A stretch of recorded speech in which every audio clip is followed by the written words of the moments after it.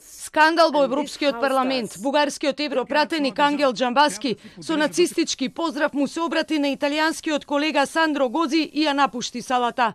Инцидентот се случи за време на дебата посветена на пресудата на Европскиот суд на правдата со кој се критикува владењето на правото во Унгарија и во Полска. Джамбаски од говорницата ги нападна своите колеги во Европарламентот, застана во одбрана на владеачките партии во Полска и во Унгарија. Тој одлуката на Европскиот суд на правдата ја нарече одвратна. Ние никога няма да съгласим с това да ни налагате вашия дневен ред. Ние никога няма да позволим да ни налагате как да се държим, какво да правим и какво да говорим.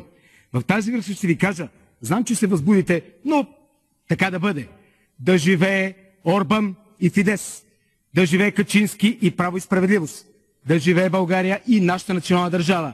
Да живее Европа на нациите.